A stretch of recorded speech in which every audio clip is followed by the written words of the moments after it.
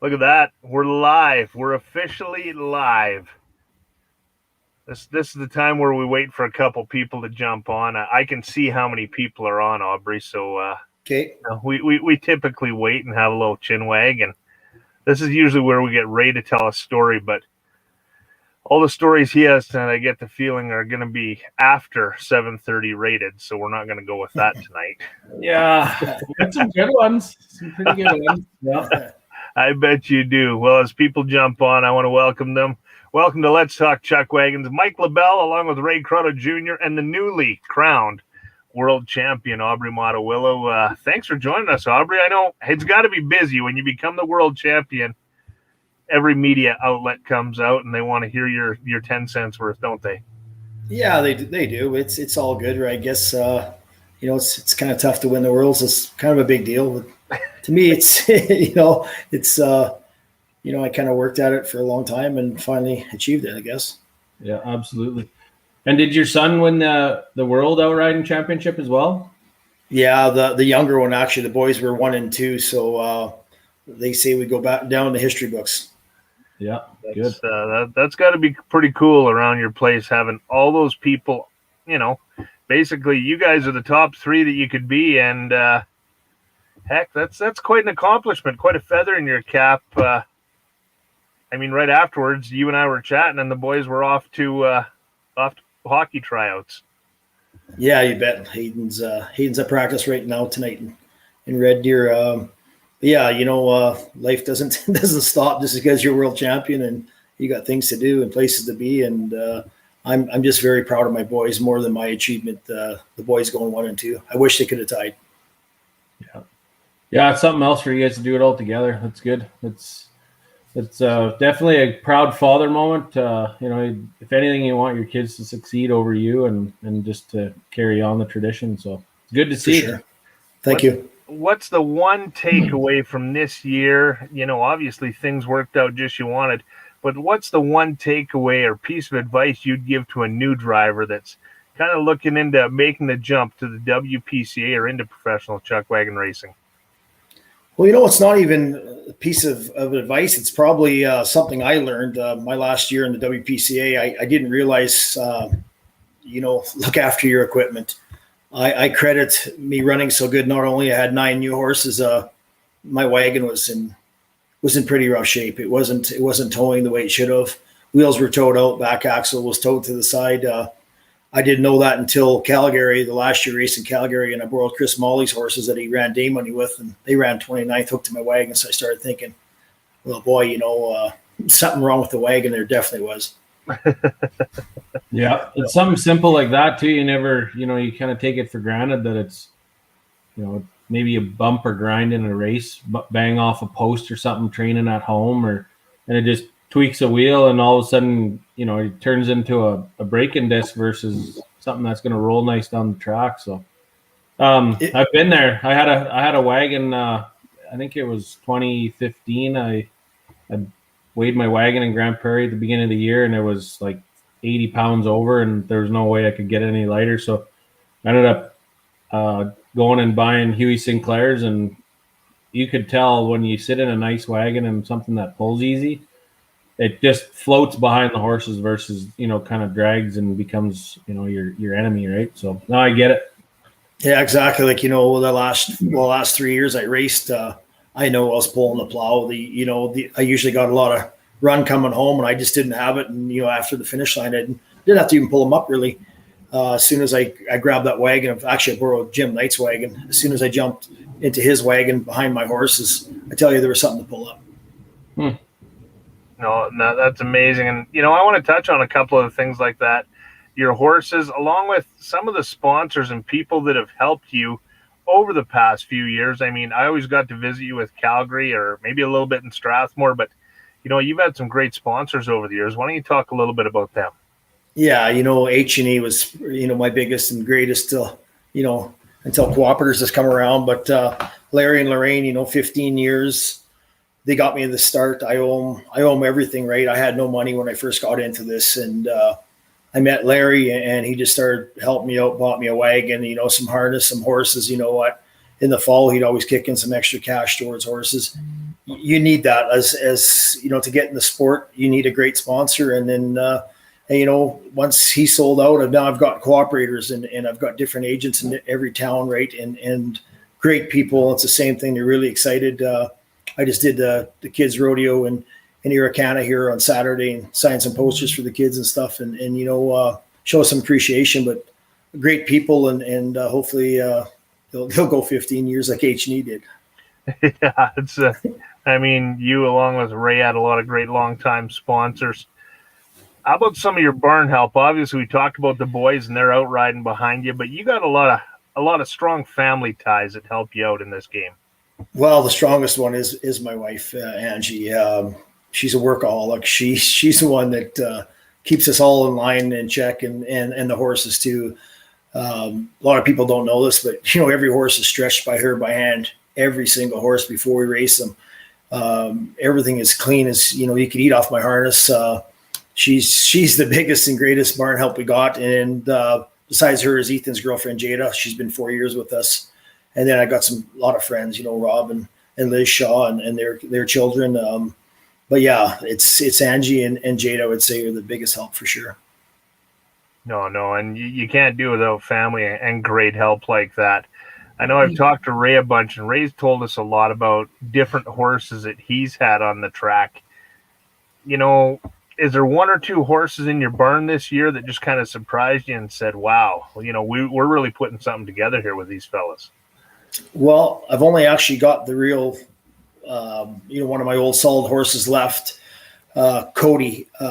He's the short barrel. Ray would probably know him. It's the Bay short barrels that you know, they were always open, but he was the right leader on the short barrel. And I actually had retired him last year. We were racing. I said it was his last year, and I offered him to a few drivers for $2,500 just to train horses with, and nobody took him. This year, he ran day monies. You know, he won a dash. He's 15 years old. He's still not that old. I don't know why I was retiring him. He's healthy. He's never had an injury. So he really amazed me how he fit in. Yeah, he wasn't the quickest horse in my outfit, but he got all those new horses out of the barrels in decent shape. And the run I had this year, just as long as I could, you know, basically be on someone's tailgate, I was usually going to run him down.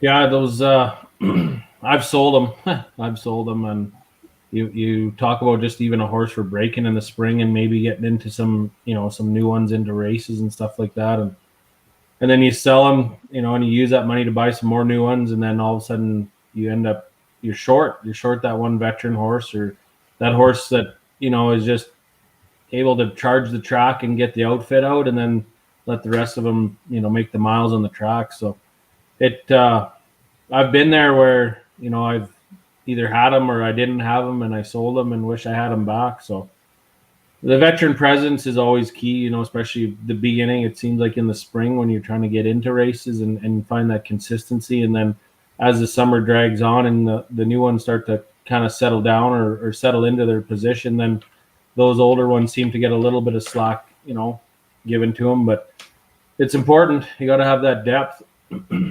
Yeah, you're exactly right. I went into Dewberry with 3 lead teams not wanting to use this Cody horse.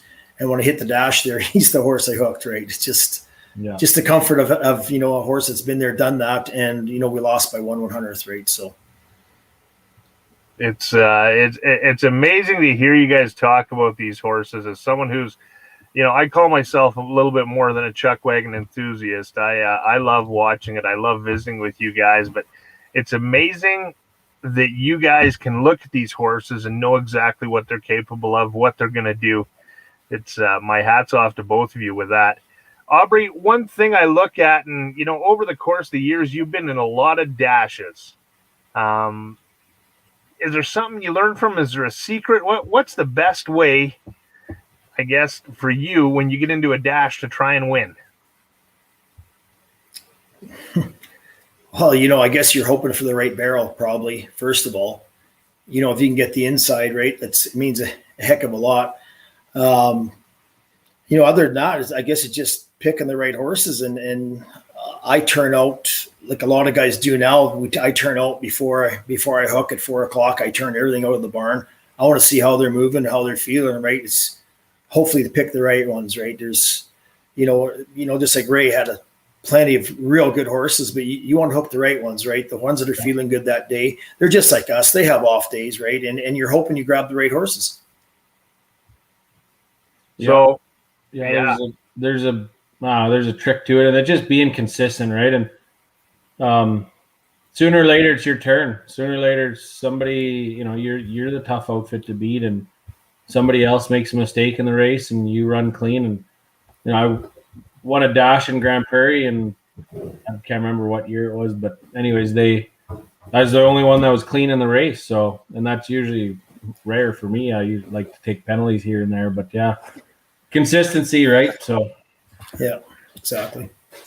So we finished the season. Obviously, you've been crowned the world champion, but Chuckwagon racing doesn't end at that point. You don't go back home, hang up the harness, turn the horses out. There's a lot of things to get accomplished. What happens for you now over the next, say, month to 6 weeks?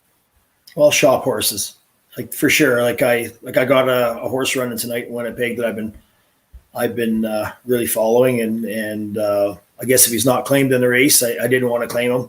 If he's not claimed, he'll be coming back, back home here. And I got a couple more that'll run in Lethbridge. I do shop local. I've always said that I shop local. I bought a lot of horses at Lethbridge. I got a couple coming there. And other than that, the boys are all turned out in the pasture. They don't like it. The flies are bad. They'd rather be in the barn and on the road. But, then I run a bunch of cattle. So like we're busy. Yeah. So that's what you do all winter? You farm and ranch and take care of things, or do you take another job on? No, strictly ranch, and then I fix a lot of small engines and stuff, and deal a lot of equipment. Well, that's good. Geez, I got to come see you. My ice auger needs some maintenance. No, there we go. It's you know what? It's great, and it's funny because I was talking to a couple gentlemen, and even a couple weeks ago there when we had Eddie Melville on. It was great to see someone like you win the world championship that's been at it for so many years, and now the dreams finally come through. I guess when it came to the end of that race, what was the feeling? I don't want to downplay it, but it's never really been a huge goal of mine, and it doesn't sound like it should be. I know it's one of the toughest ones to win. I've always been, try to make the dashes and win some money, and however I ended up in the world finals, I always hoped for that invite to Calgary if we were hunting for a spot, and world championship is great. I won it in the ponies quite a few times. It's not, it wasn't the top of my, achievement list for sure. Yeah, I was the same way. I was just out there to try and win certain shows and be tough in Ponoka, Calgary, and maybe be tough at the beginning of the year and just have a good start. And I didn't have the consistency at the time, right? So it was never really in the radar when it comes to it. And I want to talk to you about being a father in the sport. And, I look back at myself growing up in the wagons and kind of the hell I put my dad through and, and the entertainment that we, I guess, went after and the fun that we had. So what's it like having two boys that are, at the age that they are and riding and all the fun that they get into, and you got to wake up every morning and try to round them guys up and get them going? Yeah, Ray, it's not even round them up in the morning. We have wee hours in the morning, 3 a.m. Hayden, where you at? Ethan, not so much, because Ethan's got a girlfriend. Jada kind of keeps him in line, but Hayden, 3 o'clock.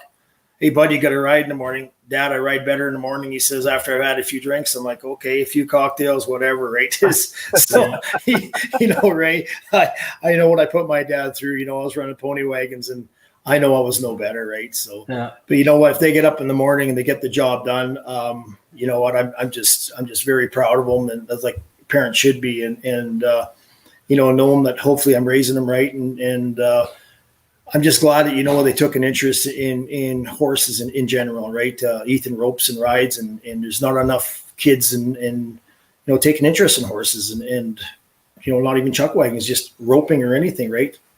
Yeah, absolutely.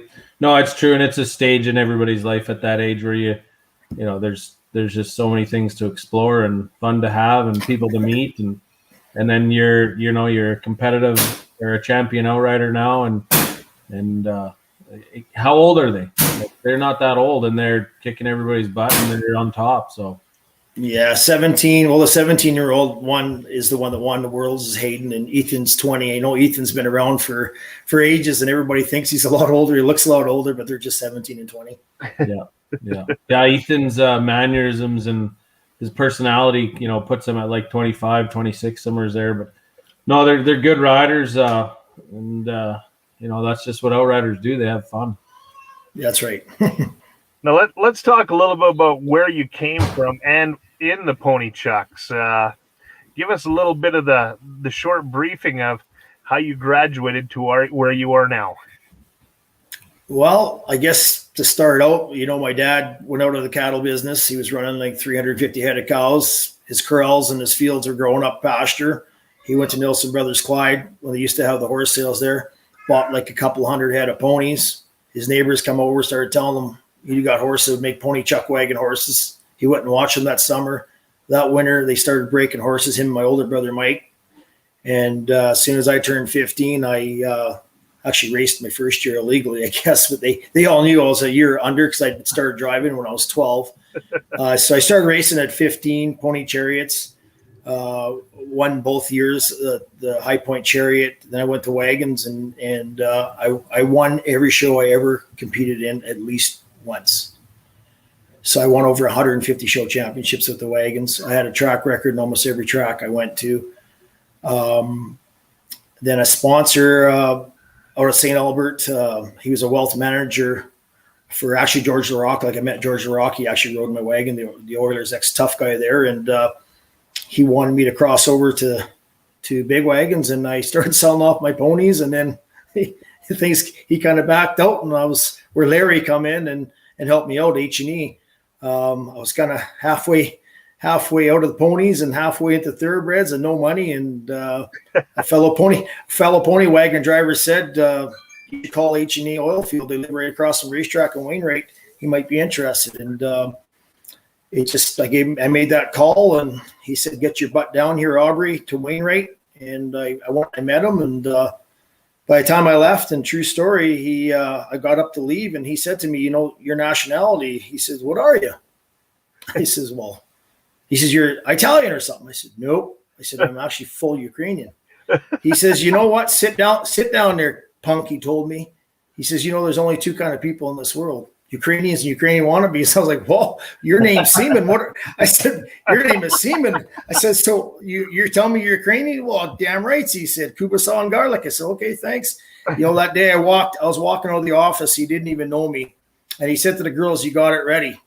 And I was like, I was kind of puzzled. He said, Aubrey, just give him 2 seconds. Give me an envelope. I walked out, give me $15,000 to get started. A true story. That's, and just, we keep in contact all the time, and he just got me rolling. That's amazing. Far and few between them, men. Yeah, you bet. Families and their businesses that they fall in love with it as much or more than we do, and they become your backbone, right? Your support system and everything. Yep. So we're heading into 2022. Let's pretend it's spring and we're getting there. What do you do as far as spring training goes? Is there certain routines you have, or do you look that far ahead? Yeah, I have certain routines. Where I live over here, we're in a rain belt and a snow belt. Spring training is always tough. It is. We fight the mud. I fight the scratches on the horse's legs. I'm always, Ethan's always and Hayden's always telling me Facebook, this guy's driving his horses already. Dad, you haven't even put the halters on yet. Well, it's been too muddy. Then I go to Grand Prairie, I've been really tough. I won it twice and stuff. But yeah, I use the equicizer. I like to give the horses a 3 weeks in equicizer, a long trot, leg them up right. And then I track them. My horses are tracked. I've got 6 pens or 4 pens, I should say, in front of the house here. I throw 6 of them together at a time. They go down the alley around my half-mile track and back up to the corrals, and it usually takes them between a minute 15, minute 20. I time them to see how they're kind of doing. I'll do that for another couple of weeks. when I get them fitter and fitter, I will actually take the boys with the dirt bike. They'll go down there too, not to push them, just to make sure they're honking on at full speed, and we go a little quicker with them, and then we'll start driving them. I usually start driving them once they're fit. I don't usually start driving them right off. I wait till they're fit, and then my ground is a little bit drier, right? No, that definitely, obviously, anytime you're dealing with the horses, the safety's paramount.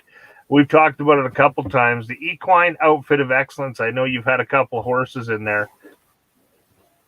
A program like that has got to be second to none for someone like you who's a champion horseman. It is. You know what? It's just, when you can take a horse like my horse, like Reno, the champion right leader, back in 09 or 10, he wasn't fast enough to raise dust at the racetrack.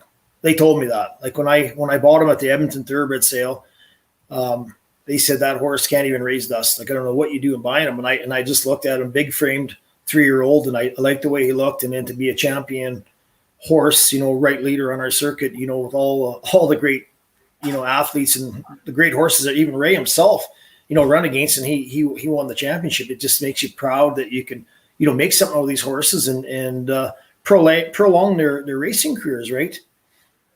No, definitely.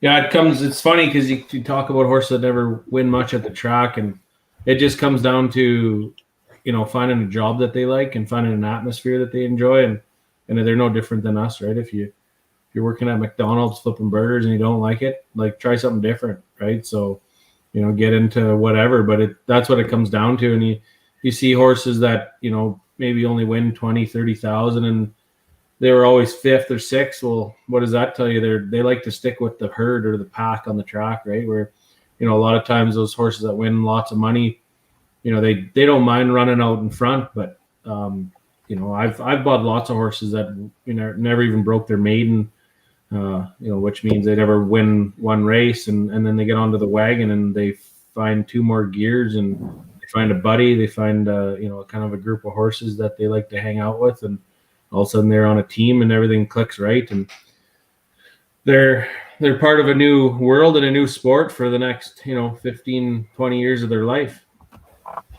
Exactly. No. Now, we've talked to a bunch of drivers, different people, and are you one of those guys that when you're driving, you're in the zone? Or are you one of those guys that's talking and kind of making noise to the guys you're racing against? You know what? I can't. Yeah, I'll talk to the other drivers, but I can't do what Ray did. That time in Calgary when Ray was commentating, he had the headset on and he was running his race, and I even told him after that it was a great job. I don't know if you remember me, Ray, compliment you. I was like, wow, I don't think I could have done that. Like, run a race, and he's he's concentrating in his race, but yet he's talking to, I think it was Tommy Glass that time on the radio. It was amazing. I couldn't do that. I mean, Ray said a lot of things on the racetrack that you can't say on TV or the radio too. Like, I think we've all been there. Is there one person or a couple of people when you look back at your career so far that have had the biggest impact on your Chuckwagon career? Well, it'd have to be my sponsors, like I said, Larry and Lorraine, H&A Oilfield. Yep. All in all, definitely them. I wouldn't be where I'm at without them. Was there any Chuckwagon drivers that you studied or really learned from, or just kind of admired their styles, or you spent so many years running the ponies that, you kind of had a foundation when you come over, right? And had a routine. So. Exactly, Ray. You know what? I didn't honestly, I admired a lot of you guys, when I come over there, but I didn't follow a lot of the trends or whatever they were doing. I kind of did the same thing. I tried different things where I thought I was trying to watch some drivers, what they were doing, and it just didn't work for me. I went back to running how I did with my pony. Well, my ponies were 15, 16s thoroughbreds anyway, right? Yeah. So I started training them the way I trained my pony wagon horses, and I started climbing. No, that's it's great. Everyone takes their own path, and it's amazing to hear all the different stories, without a doubt. Yeah, now, that's right. The one thing we do before we get to the end part of the show is we ask a couple quick questions that are a little bit funny. So, if I could, what would be your favorite track to race on? Well, I'd say probably Medicine Hat or Strathmore. Yeah. If we were driving around in the truck with you heading to the next race, what would be on the radio in your truck? Pride in the Backstretch. Perfect. What's your favorite food? Anything in Ukraine. We eat anything. Anything but liver. Anything but liver. Anything but liver. Yeah, I'm there with you. Yeah. And I'll ask one last funny one, and this is all my second last one. Who's the most famous person in your phone? If we were to pick up your phone and say, "Wow, Aubrey has his phone number or her phone number." Oh boy.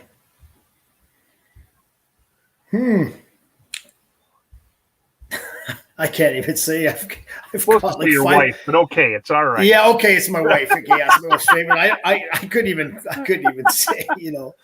See, you're not like Ray. Ray's always around the superstars and has all these. Oh yeah, not really. As soon as I quit wagon racing, that all went away. It wasn't as cool anymore. Oh well, this has been awesome. Any other questions, Ray? How many horses do you hope to kind of fit into your program and replace every year? And there's obviously a handful that you try to either sell or trade off to guys. But how many do you look to buy this fall, and then how many do you hope to fit into the mix? I hope to buy 6, and I need 4 to pan out. Is what I'm hoping. Yeah. Not onto the main 2 hooks, but I'd like 4 of them. I've had fairly good success in horses turning out. So when I buy 6, I'm pretty confident 4 will turn out. Yeah. Excellent. Well, thanks a bunch for doing this again, Aubrey. We'll catch up throughout the winter. Best luck over the winter. A big thank you to Cinch Oilfield Hauling, along with Limelight Audio and Media. Thanks to Ray. Thanks to Aubrey. Do us a favor. Check us out 2 weeks from now on Tuesday night when we talk Chuckwagons once again. Thanks, guys.